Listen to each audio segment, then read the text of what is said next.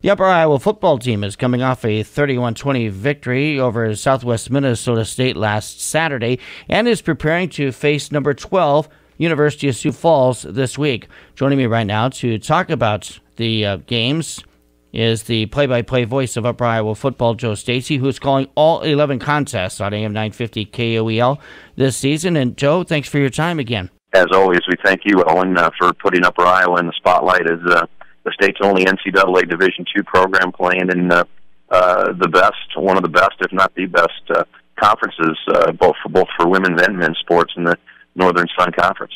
Upper Iowa snapped a 9-game losing streak to Southwest Minnesota State with the victory last Saturday.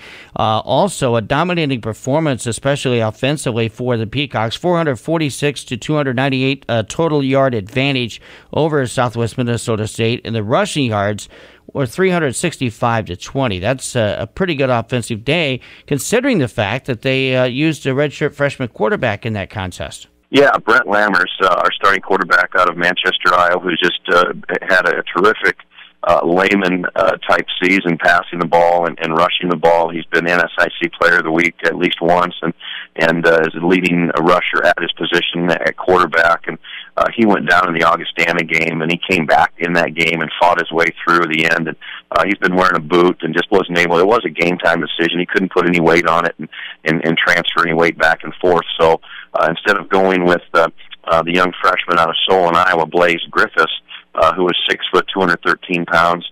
He's a lefty. They decided to go with their second backup.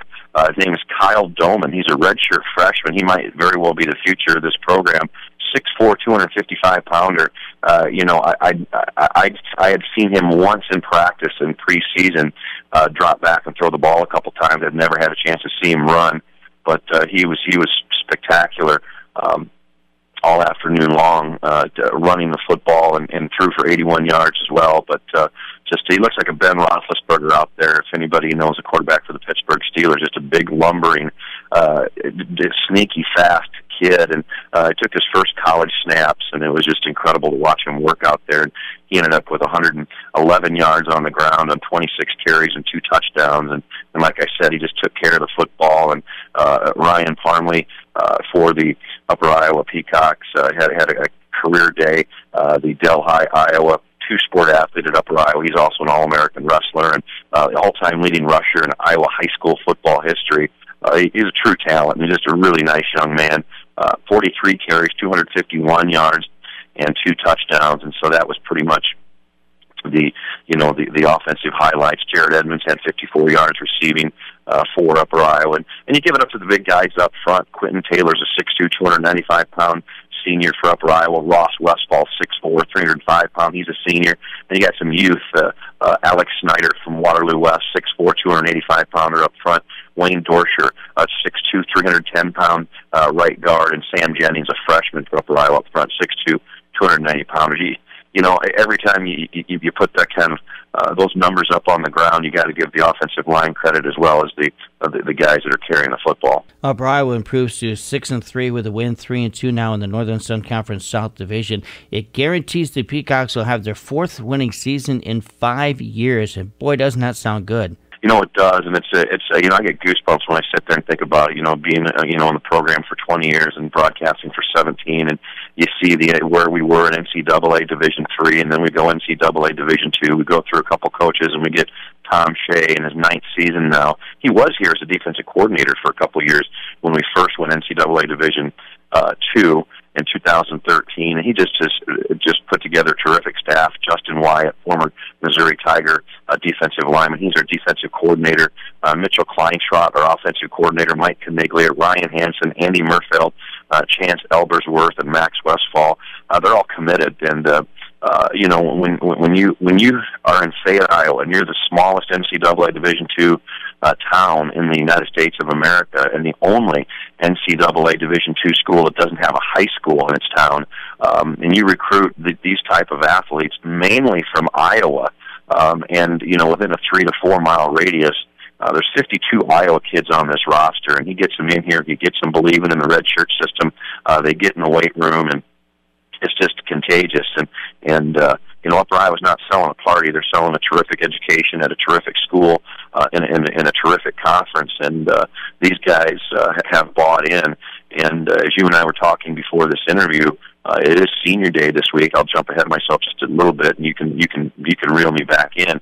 But there's only 6 or 7 seniors on this whole squad, and so that just bodes really well for the future. We really, in preseason camp, for media day, sometimes you think it's just coaches speak, but he said that every team has its own identity, and he said this team, everybody is unselfish. Everybody wants everybody else to succeed, and he said the chemistry on this team is like no other that he's ever coached here at Upper Iowa. And he was telling the truth. I mean, with Brent Lammers at quarterback, he was an unproven product for the most part. He came in last year and in the previous year before that and played and did a good job, but you never knew what you were going to do, and you never knew how he was going to react when you handed him the keys to the program, the offensive side of the football. He's responded, and now as he's gone down, a redshirt freshman steps up and has the game he had against Southwest Minnesota State, a team that we hadn't beaten in 9 years, and we're 2-11 against them all time, and came out and just dominated that football game and came out 31-20 winners last week. Well, this team, led by that group of seniors, has a chance to accomplish something that no other Upper Iowa team has done. They could set the bar for future Upper Iowa teams, and that's win 7 games in a year. 2 games remaining, and it starts with number 12 Sioux Falls this week, senior day at Harms-Eischeid Stadium.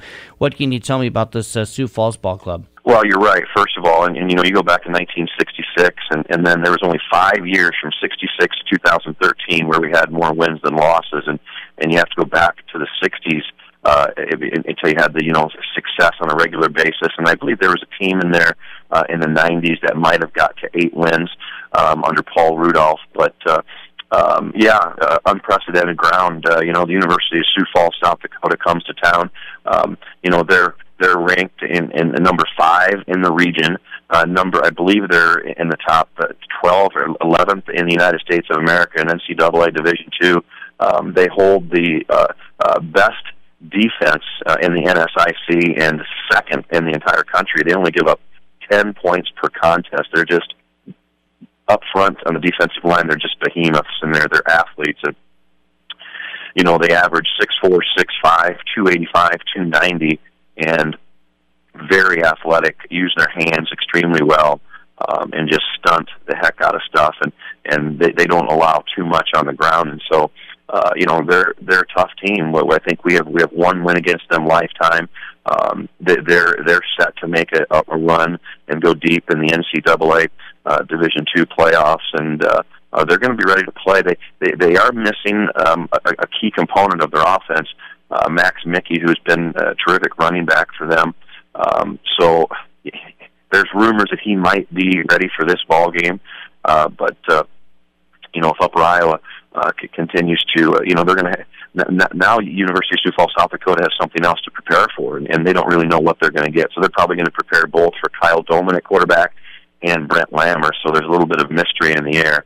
And, of course, Coach Shea is pretty tight-lipped about, what's going on this week at the quarterback position. But, Upper Iowa is going to have to play terrific on offense. They're going to have to move the chains. They're going to have to pick up yardage on first downs and come up with third and manageable. And it's the same old, the same coaches speak. And, you have to take care of the football, convert on third downs, and really make University of Sioux Falls grind it out in 10, 12-play drives, and special teams as well. You can't have any special teams mistakes. Upper Iowa last week against Southwest Minnesota State on their first punt, Nate Scary's punt was blocked at Southwest Minnesota State, picked it up at the Upper Iowa 1-yard line, and Upper Iowa overcame adversity early on and came up with a goal line stand, and that kind of set the tone for the rest of the day defensively.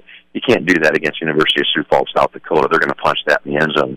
And once this Sioux Falls squad smells blood, they just pin it back and come at you. So if Upper Iowa can keep it close going into the third and fourth quarter, I think it'll be an entertaining football game. And I know the weather's going to cooperate, and it's senior day, so it's always a lot of fun at Harms-Eischeid Stadium. Upper Iowa going for its 3rd straight victory on the year, Joe. How special would it be for this senior class to close out their home season with a victory. Well, it always is, and you know that as well as I do, that these young men have been playing football since Pop Warner, a lot of them, and then in 7th grade you put on the pads and even earlier, and then you make the commitment to play college football and get your education, and it's their whole life. And football is a sport where once you're done playing, you're done playing. I mean, yeah, there's flag football leagues, but putting on the helmets and the shoulder pads and strapping on the cleats, it's a unique feeling. I can remember playing my last college football game at Upper Iowa. It's like a slow dream. I can remember playing the entire 4th quarter and just looking at the clock and knowing that this is the last time I'm ever going to do this in my life. And so, these guys have left a legacy at Upper Iowa University, and so they're going to be remembered for a long time. And of course, with the faculty and the staff and the coaching staff, they put their heart and soul. A lot of these seniors have been here, 5, 6 years in some cases as the red shirt program and getting medical red shirts. And so it's always a lasting impression and leaving a legacy as a senior when you close out this chapter in your life. Upper Iowa will head on the road after the game on Saturday to take on Wayne State in Nebraska to wrap up their 2017 season. However, we're in that territory here, Joe, where possibly is a bowl potential possibility for Upper Iowa if the Peacocks were to win their final 2 ball games? And I know the radio listeners can't see it, but I'm sitting here in this interview with a smile from ear to ear. Even just talking about that is something that gives me goosebumps. And there's a mineral water bowl that's out there, and it's a very prestigious Division II a bowl game, and the Power 5 at the MIAA and the NSIC. Those 2 conferences, I believe I have the MIAA correct in saying that, but one of the power conferences, 2 of the power conferences in the Midwest. The team that is just left out of the playoffs gets a chance to play in this mineral water bowl game. I believe last year it was played at Arrowhead Stadium in Kansas City. And Upper Iowa does have a chance, maybe a snowball's chance, but they'd have to win out. They'd have to upset University of Sioux Falls and then win next week on the road. And then I believe you would have to have Winona State University and then University of Sioux Falls and University of Minnesota Duluth all lose out. And that's very, very unlikely. But it could happen, and Upper Iowa is just,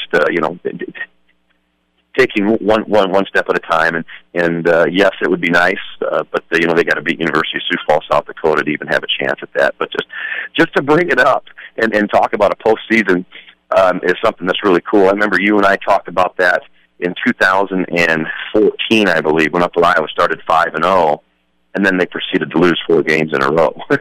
So, to get to that 7th win would be a very realistic goal for Upper Iowa this year. They've never reached 7 wins since getting to the NCAA Division II level. If things should go south this weekend and we come up on the short end of the stick, we still have one more chance against Wayne State to get that 7th win, which would put us in their territory for Upper Iowa football. There is a lot of excitement surrounding this program right now. It's senior day. Half dozen seniors will be honored on Saturday as the Peacocks host number 12 Sioux Falls. The Cougars, the final home opponent for Upper Iowa this season at Harms-Eischeid Stadium. It's an early kickoff, an 11:07 kickoff. Well, pregame coverage on AM 950 KOEL starting at around 10:35 with Joe Stasi and Zach Carlisle on the call.